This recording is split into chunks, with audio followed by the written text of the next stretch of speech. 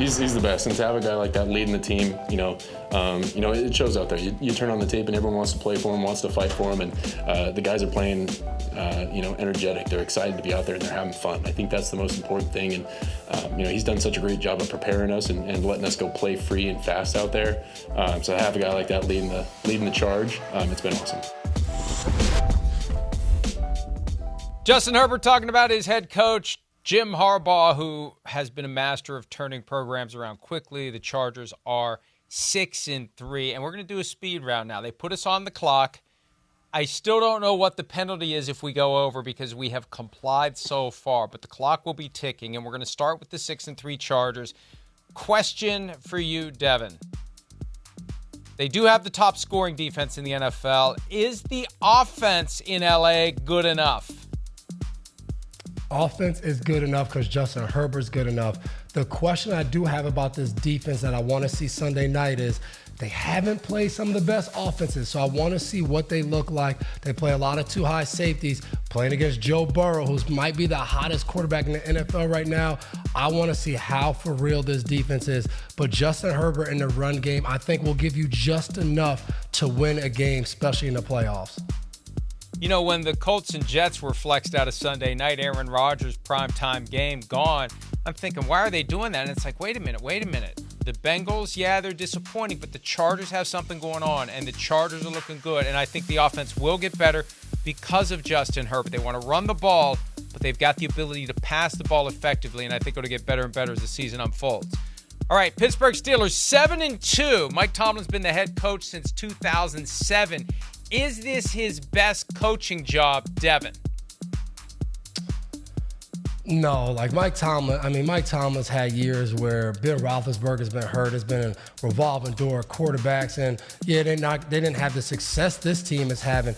But to even be 500 and have a winning record with those teams was how is he doing it? And the biggest thing Mike Tomlin did, he handled Le'Veon Bell and Antonio Brown, who now we look back at that and say he was God's gift to football.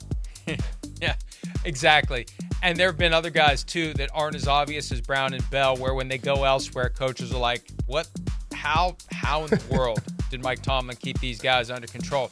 I think that this is close to one of his best coaching jobs because, and this is more of an institutional thing, but I think Tomlin forced it. He got the Steelers away from old habits. Fire all the quarterbacks, start over, and look at what they've got going on with Russell Wilson. All right, the Vikings also 7-2. How long can the defense carry the load for an offense that can't get things going? You can't ask the defensive guy this. Defense wins championships. They can continue to carry them. Offense just do enough. And the truth of the matter is, they're so explosive. They're like 2 or 3 Justin Jefferson plays away from wrapping up a game. What I would love to see them do is get some of the other guys. Hawkinson's back. Jordan Addison is a really good receiver. Use some of these other guys more and not just force the ball to JJ. I know that it's not like you can go out and find an upgrade for Sam Darnold, but let's be realistic. Every time he throws, and it looks like he's confident, it's an interception, or a guy's open. How many times do we see Jordan Addison flailing his arms as the ball sails over his head? I mean, we got to call it what it is. They need a better quarterback, and they're not going to have J.J. McCarthy until next year, and the only alternative they have to Sam Darnold right now as a practical matter is Nick Mullins. Denver Broncos at 5-5. They've lost 2 in a row. Who's in better position to ultimately get second place in the West? Is it the Chargers at 6-3, or can the Broncos still do it despite falling to 500? I think it's the Chargers. I think the Broncos team has showed that they can be a good team. I don't think it's going to be this year. I think it was obvious the Kansas City game. You got to finish that game. The way that they got ran over, it's the game-winning field goal. You should be blocking like your life depends on it. And I think that is the part they're going to have to learn how to win before they end up making the playoffs. They've lost to the Chargers by 7 points already. The rematch is coming week 16. But yeah, I think the Broncos are learning how to win, and they've won more than we expected they would. But the reality is the Chiefs are not going to have their way with everyone in that division indefinitely. The Chargers are going to give them fits.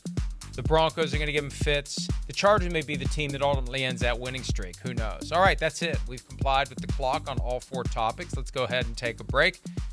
We're going to talk about 2 players who deserve more talk as it relates to the MVP award that they already want to hand to, if not name after, Lamar Jackson. Maybe there are other candidates out there. We're going to give a couple of them some love next year on PFT Live, presented by Accenture.